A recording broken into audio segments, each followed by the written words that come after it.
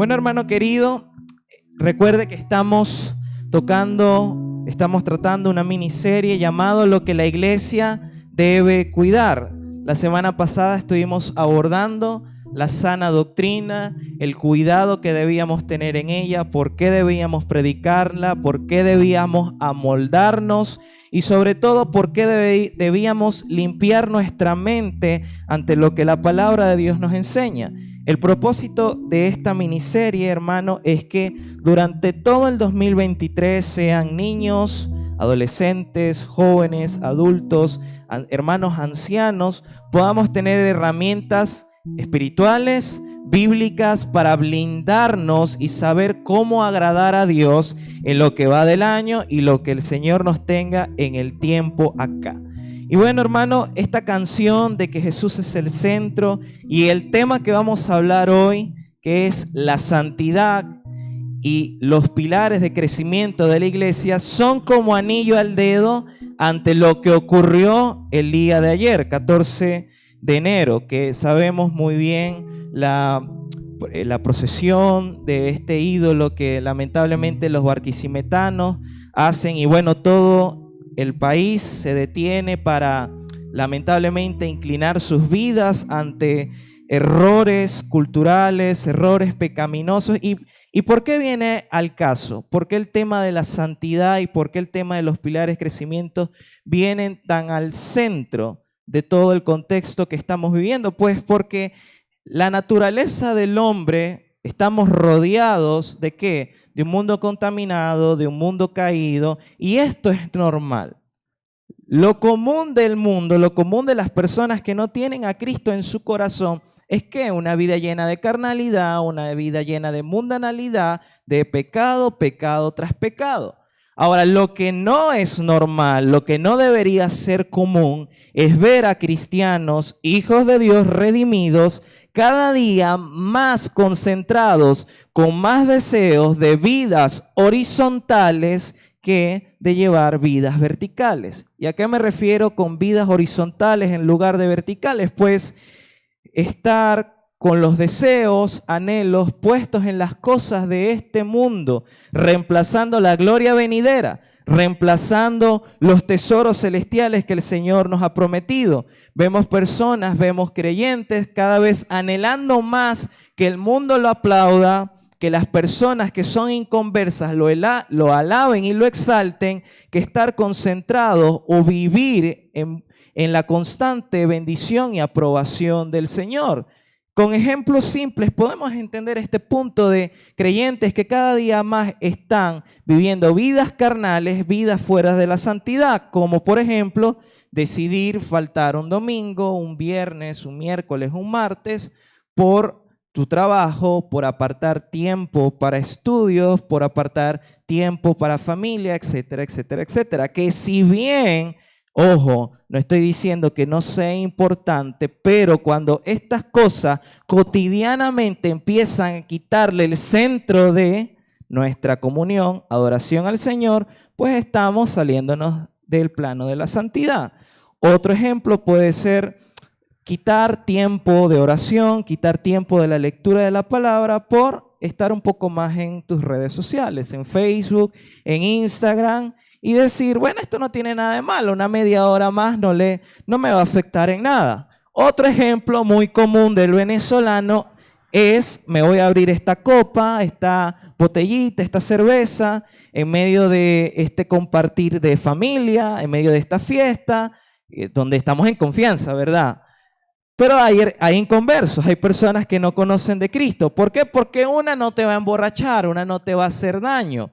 Y así sucesivamente distintas decisiones que usted podría pensar y decir, Carlos, pero te estás yendo al extremo, estás siendo religioso, estás siendo un fanático. Y no, porque estos pequeños atavios, estas pequeñas puertas que le dejamos a nuestra carne y al enemigo, son como una bola de nieve que cada día va agarrando más y más terreno hasta convertirse en una avalancha que destruye nuestras vidas con consecuencias dolorosas del pecado. Así que yo le pregunto y le cuestiono, iglesia, y también me cuestiono a mí, ¿será que nos estamos amoldando al mundo o estamos viviendo realmente en santidad? Vamos a ubicarnos en la primera carta de Pedro, capítulo 1, verso del 13 en adelante. Y vamos a leer lo que nos dice la palabra de Dios. Por tanto, ceñid los lomos de vuestro entendimiento, sed sobrios y esperad por completo en la gracia que se os traerá cuando Jesucristo sea manifestado. Como hijos obedientes, no os conforméis a los deseos que antes teníais estando en vuestra ignorancia, sino que como aquel que os llamó es santo, sed también vosotros santos en toda vuestra manera de vivir. Porque escrito está, sed santos porque yo soy santo. Y si invocáis por Padre aquel que sin acepción de persona juzga según la obra de cada uno, conducíos en temor todo el tiempo de vuestra peregrinación, sabiendo que fuisteis rescatados de vuestra vana manera de vivir, la cual recibisteis de vuestros padres, no con cosas corruptibles, como oro o plata, sino con la preciosa sangre de Cristo, como de un cordero, sin mancha y sin contaminación, ya destinado desde antes de la fundación del mundo, pero manifestado en los postreros tiempos por amor de vosotros, y mediante el cual creéis en Dios, quien le resucitó de los muertos y le ha dado gloria, para que vuestra fe y esperanza sean en Dios. Ahora bien, hermano, este pasaje bíblico quizás sea una de las partes de la Escritura que más nos hablen acerca del carácter santo de Dios y por ende de la santidad. Y así como la semana pasada, antes de explicar por qué la iglesia debe cuidar la santidad y cómo vivimos en santidad, debemos definir primero qué es santo. ¿Por qué decimos que Dios es santo? ¿Qué es la santidad? Ese es nuestro primer punto, un Dios santo. 2 puntos, que es la santidad. Bueno, hermano querido, santo en todo lo que usted puede encontrar en la Escritura cuando vea esta palabra, tiene distintos significados dependiendo del contexto en que se use. No me voy a ir a los originales en griego, arameo y hebreo porque realmente son bastantes. Por eso dije que dependiendo del contexto en que se utilice la palabra santo, cobra un significado. Pero, ojo, cada uno de estos significados están conectados entre sí y nos llevan a un mismo punto. Significados de santidad o de santo puede ser pureza total, puede ser conocimiento y aplicación de la moral absoluta o por encima de todo conocimiento. También significa apartado. ¿Se siente familiarizado con estos 3 términos? Pureza, moral perfecta y ¿qué más? Apartado. Sí lo hemos escuchado a lo largo de que hemos estado en la iglesia, ¿verdad que sí? Pero uno que no es muy usualmente conocido es que santo también significa único. ¿Qué significa santo, hermano? No los escucho. ¿Qué significa? Único. Y para hablar acerca de este carácter santo / único de Dios, podemos colocar como ejemplo el fuego, el sol y los volcanes. Pero bueno, ¿qué tiene esto que ver con Dios y cómo se conecta a estos 3 entre sí? ¿Cómo se conecta, hermano? Si usted pensó que es porque queman, bueno, por ahí va la cosa. Y si usted pensó que es que estos 3 son fuego, bueno, hermano, ahí sí está pelando. ¿Por qué no? Porque el sol es una estrella, una enana blanca, y eso es hidrógeno quemándose, no es fuego en sí. Y los volcanes tienen magma, minerales y roca derritiéndose. Y el fuego, bueno, es fuego. Bueno, luego de esta mini clase de ciencia, todos podemos llegar al consenso de que si usted se acerca a un volcán, se acerca al sol o se acerca al fuego, ¿qué va a pasar con usted? No es que se va a quemar, hermano, se va a evaporar, va a desaparecer. Pero otra cosa que a veces que podemos decir es que los volcanes, el suelo volcánico, si no sabía, es uno de los más fértiles de todo el planeta Tierra. ¿Qué quiere decir esto? Que son perfectos, idóneos para la agricultura. Que el sol que produce en nuestra piel, hermano, aparte de que si usted se pone mucho puede generar cáncer. ¿Qué otra cosa? ¿Vitamina qué? Vitamina D. ¿Y qué más? Una fuente ilimitada por ahora de energía natural. Y el fuego fue una gran fuente de iluminación, de protección por toda la humanidad durante muchos siglos. Ahora, con estos ejemplos podemos tomar y podemos entender un poco más que Dios, que su santidad es viva, es luz, da buen fruto en nosotros, pero que también consume, destruye todo aquello que es impuro, que es pecaminoso y que se sale de sus estándares de bondad y de perfecto. Y eso es porque Dios sea malo. No, al contrario, es que la pureza de Dios es tan única, es tan grande, que cualquier pequeña contaminación se acerca a eso, se consume, se destruye. Y ante este carácter santo de Dios, el Señor tiene dos únicas reacciones con el pecado. Y preste mucha atención a esto porque lo vamos a mencionar después. ¿Cuáles son esas dos únicas reacciones de Dios ante el pecado? O lo destruye o lo aparta. ¿Lo destruye cómo? Bueno, como Sodoma y Gomorra, como Ananías y Zafiras en el Nuevo Testamento, y como ha prometido en su segunda venida que hará con la maldad y que hará con Satanás y sus huestes demoníacas. El otro lado se aparta. ¿Qué hizo con Adán y Eva, hermano querido? ¿Los qué? ¿Los qué? Los expulsó, los sacó, los alejó de su presencia del jardín del Edén. ¿Qué otro ejemplo podemos notar? Los jueces, los reyes como Saúl, que después de llevar una vida en pecado, el Espíritu del Señor se apartó de ellos, los alejó también.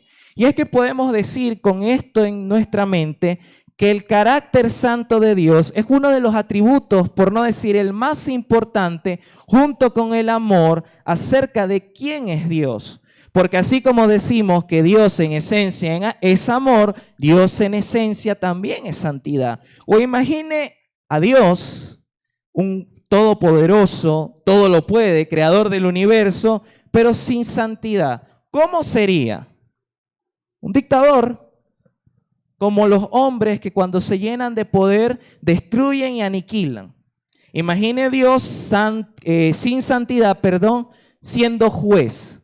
¿Cómo sería juez? Malo. Podría ser sobornado, podría tomar malas decisiones. Imagine a Dios totalmente amor, pero sin santidad. Sería como un padre ¿qué? Padre malo.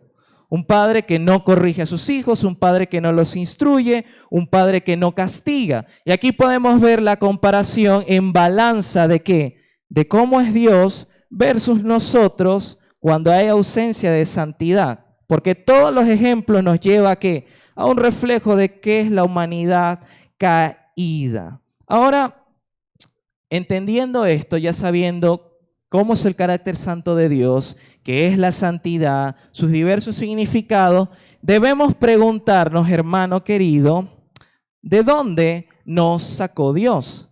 ¿De dónde nos rescató? Porque, las únicas dos reacciones del Señor ante el pecado, ¿cuáles son? ¿Cuáles dijimos que eran?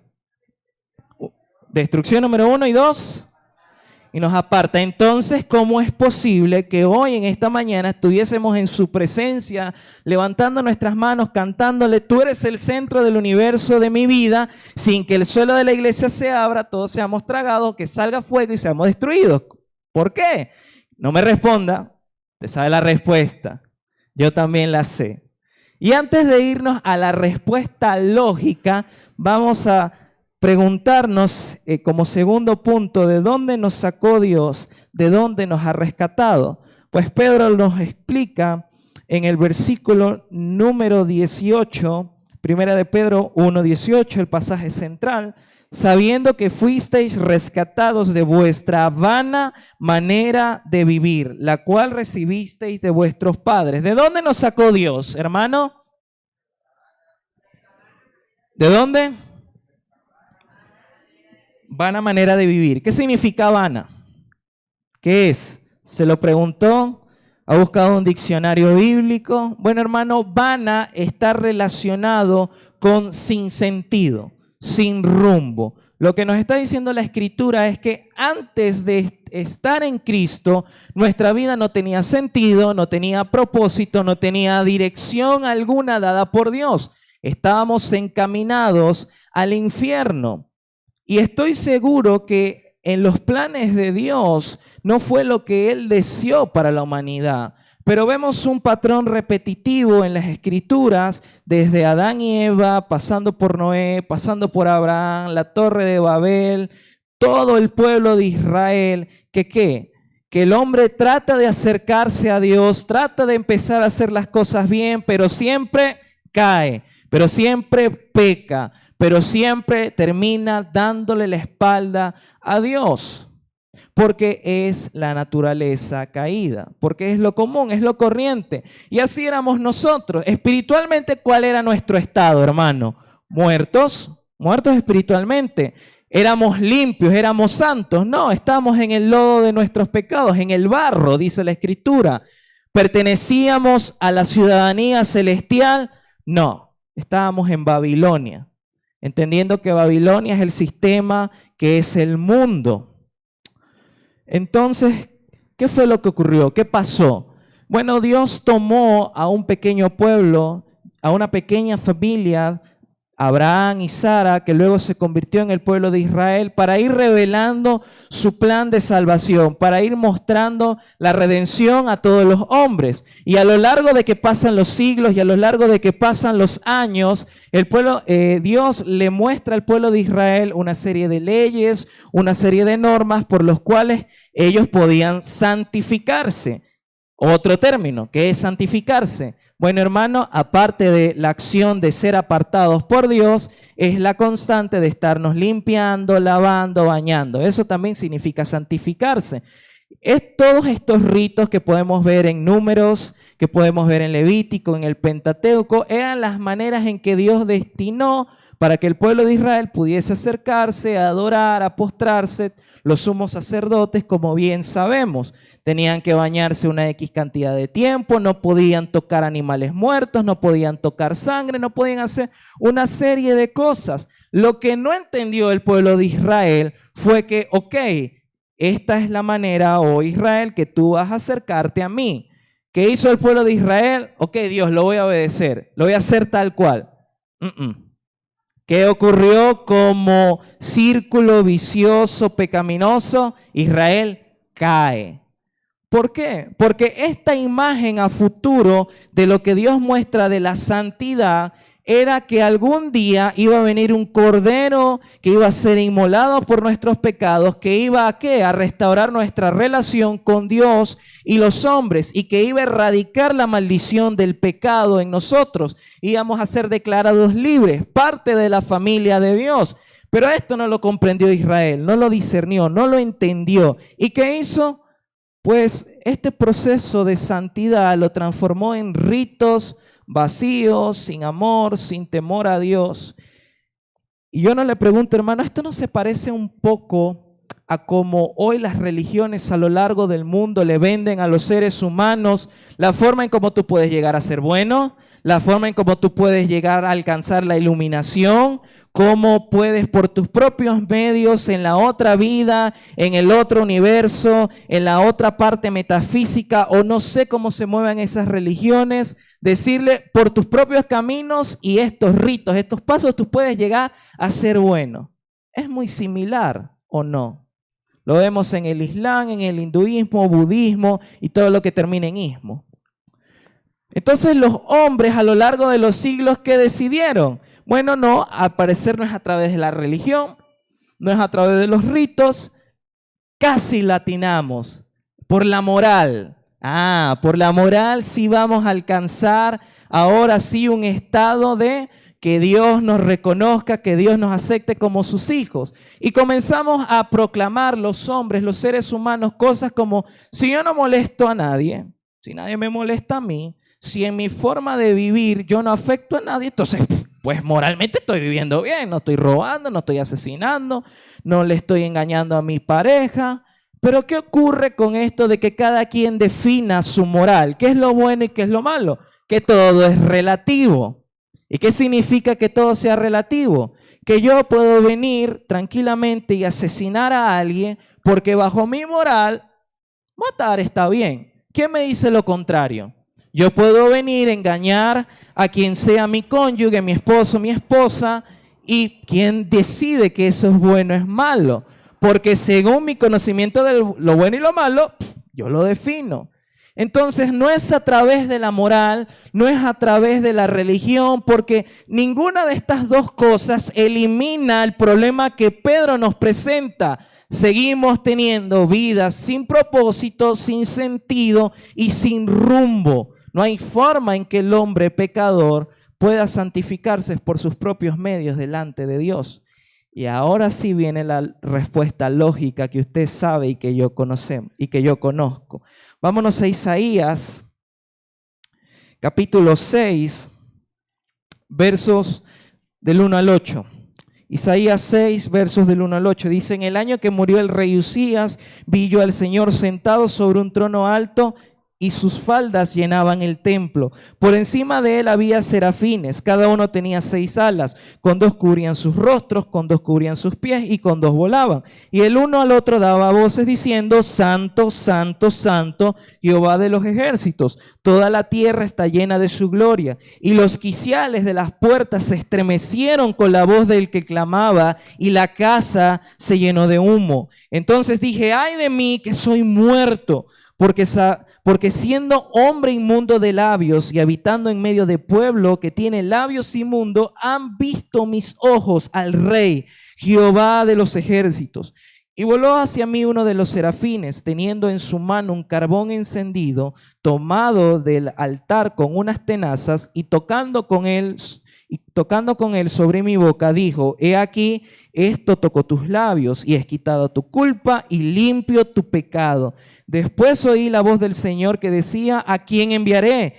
¿Y quién irá por nosotros? Entonces respondí yo: heme aquí, envíame a mí. Hermano querido, aquí es donde ocurre lo maravilloso del Señor y el giro de 180 grados que el Padre le dio a la humanidad, siendo este plan de salvación el único que ha existido.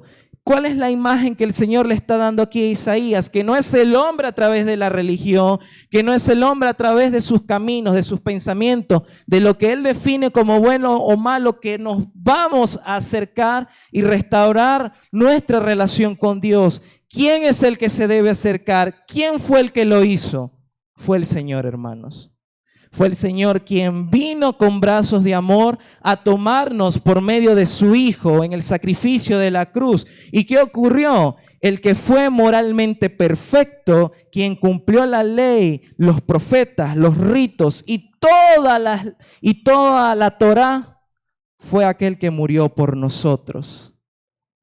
¿Se recuerda que le dije que Dios, las únicas reacciones que tiene ante el pecado, cuáles eran?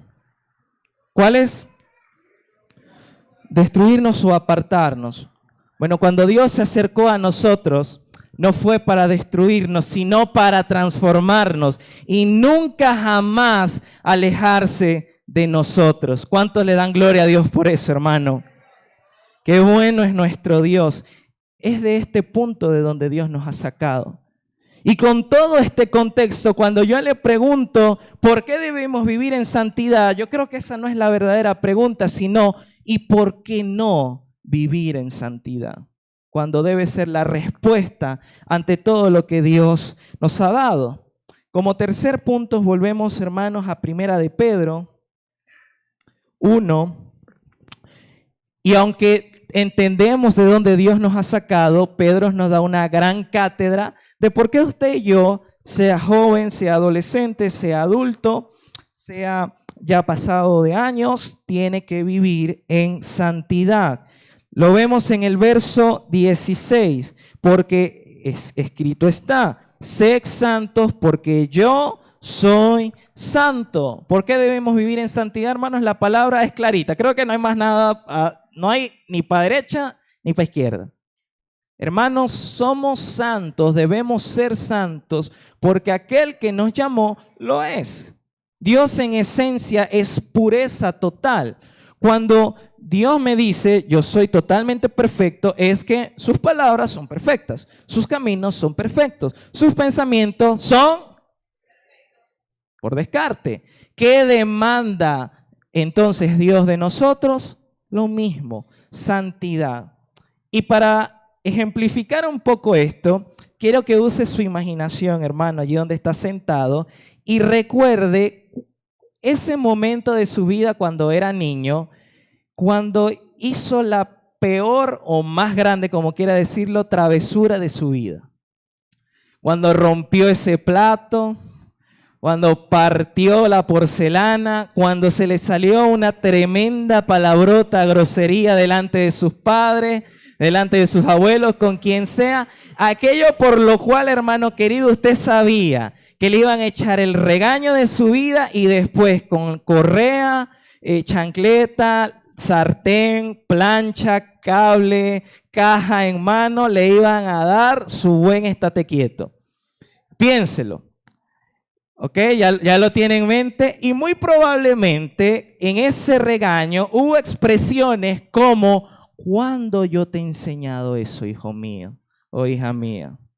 ¿Cuándo tú me has visto a mí, tu papá, tu mamá, tu abuelito, quien sea que te está regañando, enseñarte esas cosas? ¿Cuándo tú me has visto a mí que yo te he hecho eso? ¿Cuándo yo he hecho eso? ¿Sí se recuerda, verdad? Claro que sí. Eso es típico de los padres, abuelos y gente mayor venezolana. Y cuando la palabra de Dios nos dice: sed santos porque yo soy santo, me imagino al Señor diciéndonos desde su trono, como todo padre amoroso: hijo, hija, si mis planes son así, si mi forma de andar es así, si mi caminar es así, ¿qué crees tú? ¿Quién te da el derecho de vivir de esa forma? Si yo nunca he actuado así, si yo nunca he vivido así, si tú eres mi hijo, ¿qué crees tú cómo debes vivir?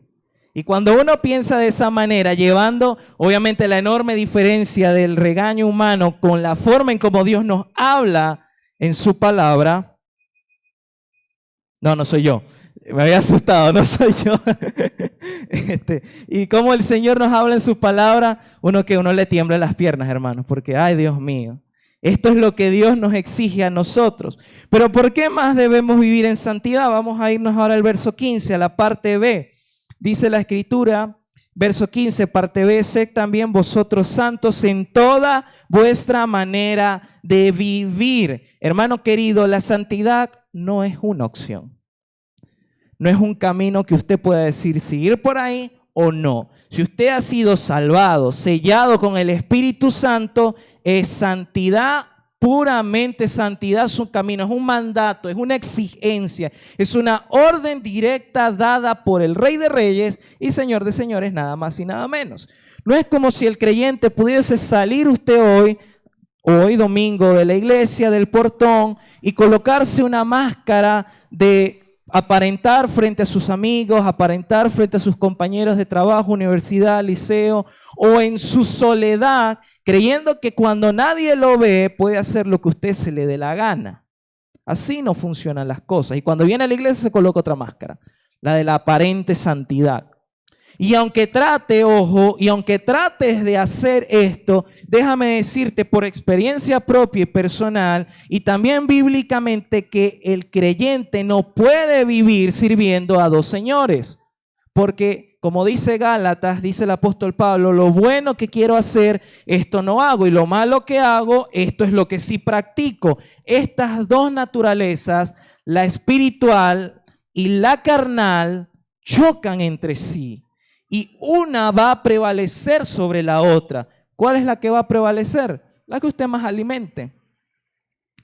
Yo le pregunto, ¿cuál está alimentando más en esta mañana? Va a ser imposible, hermanos, que usted lleve una doble vida, porque en un momento las consecuencias de sus actos lo van a alcanzar y lo van a orillar a tomar una decisión: o arrepentidos y convertidos, o el Señor lo aparta totalmente de su presencia. Entendiendo, ojo, que no es que vas a perder la salvación. Ojo, esto quiero dejarlo claro: la salvación no se pierde, sino que cuando el Señor nos aparta de su presencia y nos entrega al mundo, es para destrucción de nuestras vidas. Y dice la palabra del Señor que Dios prefiere quitarnos la vida en vez de seguirnos perdiendo. Así que sí, hermano, el Señor, para proteger incluso su santidad, es capaz de llevarnos antes de tiempo. Y estoy seguro que usted no quiere ser llevado antes de tiempo. Porque en sinónimo es como si usted hubiese fracasado en el propósito de Dios. Esto lo explica Pablo en Romanos 1, hasta el capítulo 3, pero por tiempo no nos vamos a extender. De hecho, me salió un poco de lo que era, pero tenía que explicar eso. Otra razón por qué debemos ser santos, lo dice el verso 17.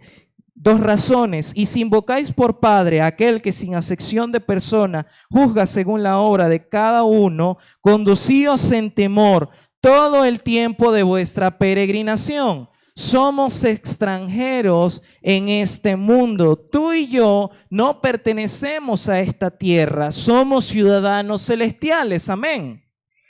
Y va a llegar un momento que como somos nosotros, somos santificados, que significa apartado, bueno, el Señor nos va a apartar completamente en su segunda venida, ¿verdad que sí?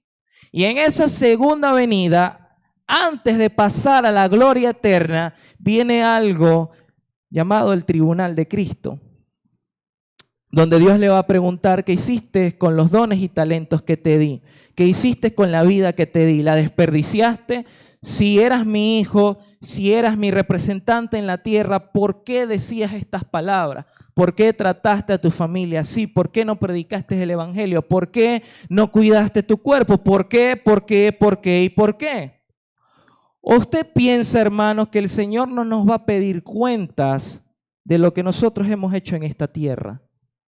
Todos hemos de comparecer ante el tribunal de Cristo, porque nosotros no somos de acá, pertenecemos al reino celestial. Entonces, ¿por qué debemos vivir en santidad? ¿Qué nos ha dicho su palabra? Porque aquel que nos llamó es santo, porque es nuestra naturaleza, porque somos peregrinos. Y ya para cerrar este punto, se recuerda que mencioné que el tema de hoy, de esta mañana, era que la iglesia debe cuidar la santidad. ¿Y qué otra cosa? ¿Qué? Los pilares de crecimiento. Gracias, coro. ¿Y qué son estos pilares, hermano querido? ¿Cómo crece la iglesia? ¿A través de qué? Pilar número 1, evangelismo. Pilar número 2, discipulado. Entonces, si usted vive en santidad, si la iglesia, el verbo de Dios, vive en la constante vida de oración, vida devocional, vida de aplicación de la palabra, vida apartada del pecado, ¿qué va a ocurrir por consecuencia, hermano querido? Que ese fuego del Espíritu Santo que nos mueve a evangelizar, que nos llama a predicar, no lo vamos a poder contener. ¿Y qué? Esto, como dicen los profetas, como exclamaban, esta palabra no nos va a dejar en paz hasta que nosotros lo proclamemos, sea con nuestros dichos o sea con nuestro testimonio. Si vivimos en santidad, la iglesia, por ende, va a evangelizar y se va a preocupar y ocupar en las obras del discipulado. No en solamente dar una lección y ya, de eso no se trata el discipulado, sino acercarme a mi hermano, bendecirlo, tener comunión con él, así como el Señor lo hizo de ejemplo con los 12. O Jesús nada más con los 12 les decía unas cuantas palabras y ya, cada quien para su casa. Durante 3 años y medio vivió, se relacionó, comió, durmió, anduvo de arriba para abajo, porque así es el discipulado realmente, hermano querido, relacional. Pero si la iglesia vive en constante discordia, en pelea entre sus miembros, en amargura, en no sanar heridas, en pecados ocultos, ¿qué nos va a interesar el evangelizar? ¿Qué nos va a interesar cómo está la vida espiritual de mi hermano que está a mi lado? Queremos que la iglesia crezca en este 2023, amén. Entonces vivamos en santidad. Queremos guardar los pilares de crecimiento, la evangelización, el discipulado, pues vivamos apartados como el Señor nos demanda. Y por último, y ya para terminar, ya sabemos qué es santidad, ya sabemos acerca del carácter santo de Dios, ya sabemos de dónde nos rescató, ya conocemos por qué debemos vivir en santidad. Ahora, ¿cómo vivimos en santidad? La parte práctica, ¿cómo lo llevamos de la Escritura a mi vida cotidiana? Bueno, hermano querido, usted y yo vivimos en santidad cuando no miramos atrás. Si usted tiene la oportunidad cuando llegue a su casa, por favor, léase los versos 3 al 12 de este primer capítulo que estamos desarrollando, porque nos habla de que una esperanza viva, todo lo que el Señor ha hecho por nosotros. Y para darle un pequeño resumen, fíjese las promesas que Dios nos da y cumple en nosotros en estos versículos. Dice, nos hizo renacer por una esperanza viva. 2, nos hizo renacer por una herencia incorruptible e inmarcesible. 3, nos ha guardado en su poder. 4, pese a las pruebas, padecimientos y dificultades, estas cosas no se comparan a la gloria venidera. Número 5, que esta salvación que muchas veces no valoramos es anhelada por los propios ángeles. ¿Qué significa no mirar atrás, hermano? No mirar atrás es anhelar tu vida pasada creyendo que era mejor, que tu opinión era mejor, que tus decisiones eran mejores por encima de lo que Dios ha destinado y ha venido prometiendo y ha cumplido en tu vida.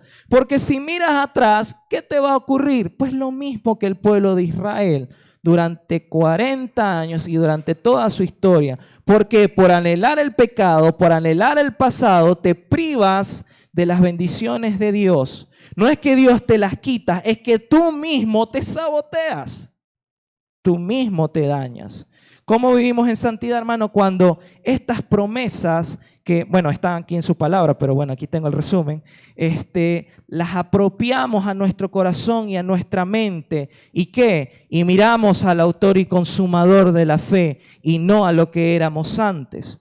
Pero el verso 13 también nos da más formas de cómo vivir en santidad en la parte práctica. Dice el versículo 13 de Primera de Pedro, capítulo 1, por tanto ceñid los lomos de vuestro entendimiento. ¿Qué significa ceñid los lomos, hermano? Pues que usted esté preparado. ¿Preparado para qué? ¿Preparado para qué? Preparado para la guerra y la batalla espiritual que estamos librando cada día contra Satanás, sus ángeles, sus demonios y sus principados. ¿O usted cree que en una guerra el enemigo le va a apuntar a un dedito? Le va a apuntar a las uñas de los pies, aunque duele bastante, sobre todo para los que vimos El gato con botas 2, duele horrible. No, señor, el enemigo le va a apuntar a sus extremidades directas, a su pecho, a su cabeza, a su cuello, para matarlo y destruirlo. ¿Cómo evitamos que el enemigo nos dispare y que seamos blancos fáciles para que nos den directamente en el cráneo? Pues con los sentidos espirituales agudizados, ciñendo nuestros lomos. ¿Y cómo mis sentidos espirituales están agudizados?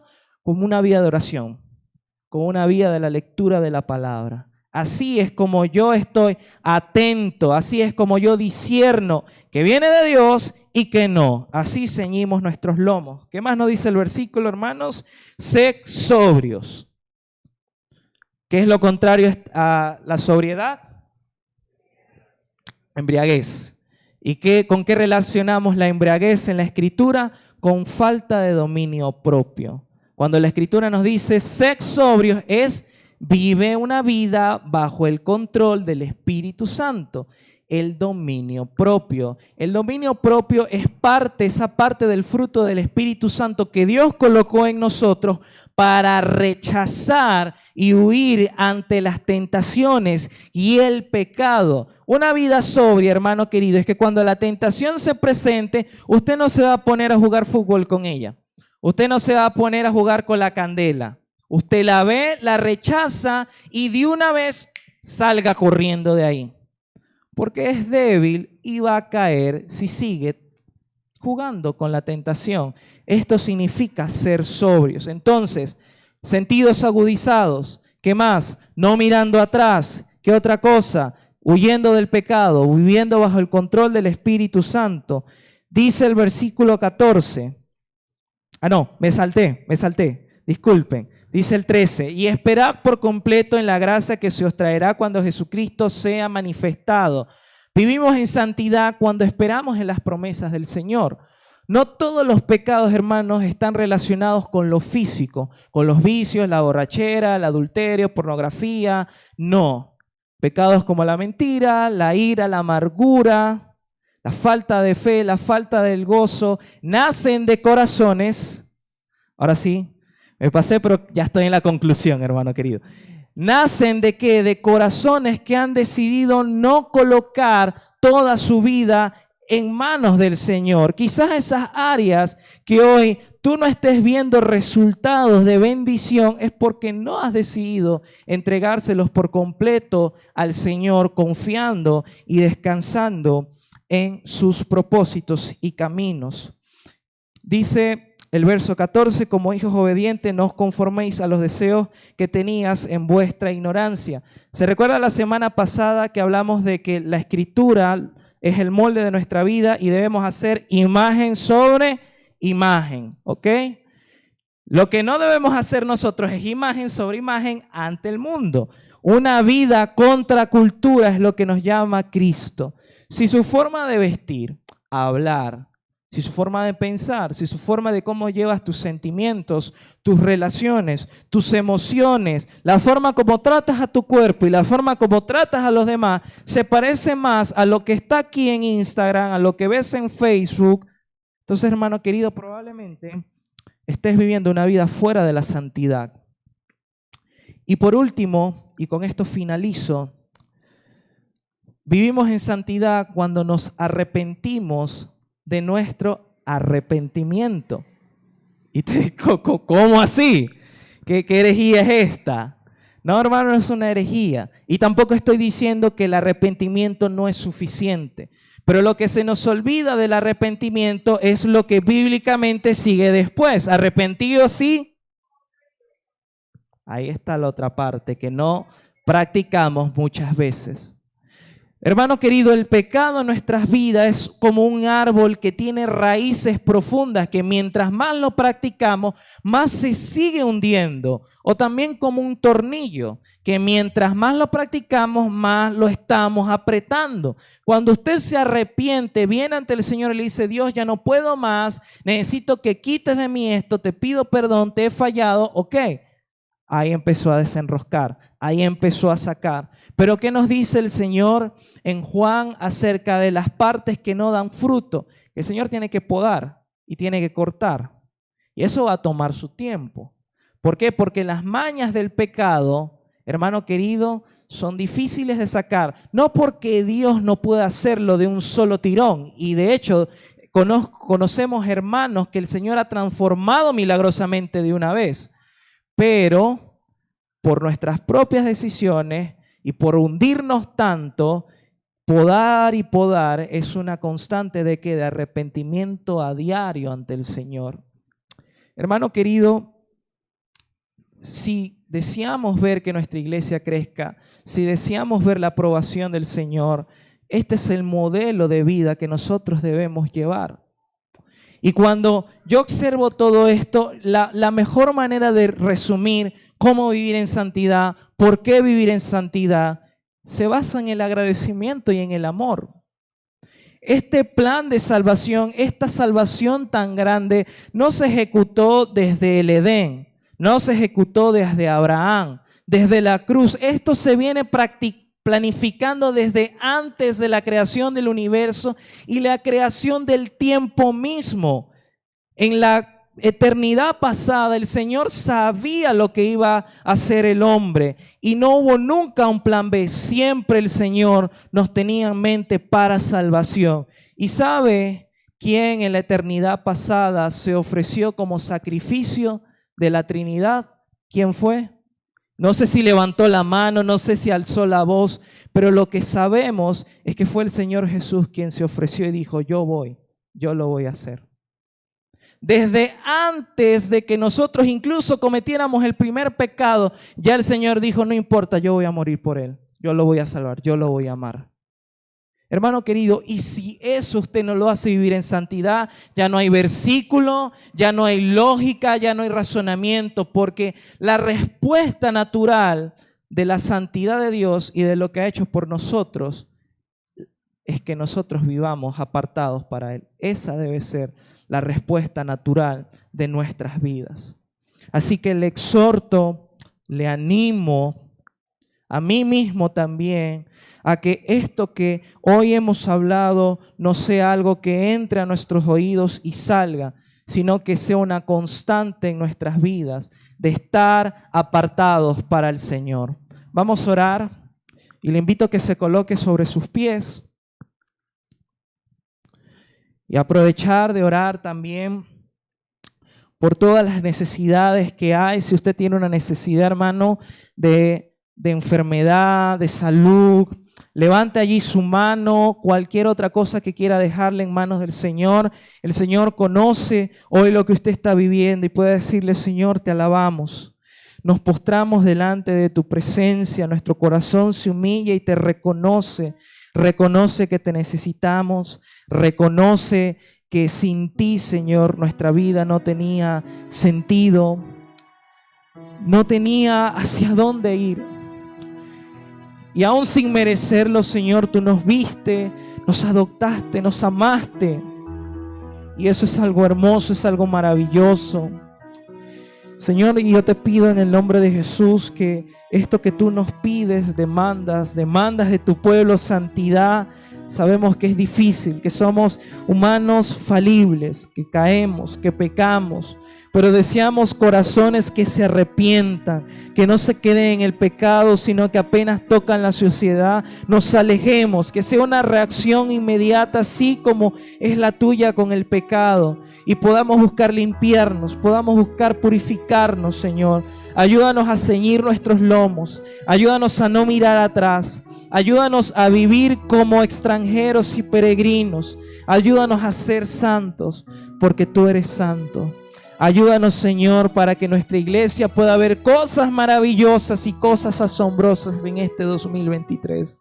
Oh Dios, te pido por aquellos hermanos que hoy en esta mañana manifiestan su necesidad, oh Dios, sea por salud, sea por trabajo, sea por un área espiritual, sea por algún familiar. Oh Dios, tú conoces sus necesidades, tú conoces su corazón, obra de acuerdo a tu voluntad. Bendice, Señor, sana, restaura, Señor, redime, si es así en tu propósito y en tus planes, y que mis hermanos puedan descansar confiados en ti, puedan, Señor, colocar todas sus cargas, todo su corazón, todo su ser en las promesas y en aquel que vive por siempre y siempre. Te pedimos, Señor, por nuestro pastor, para que guardes y lo bendigas.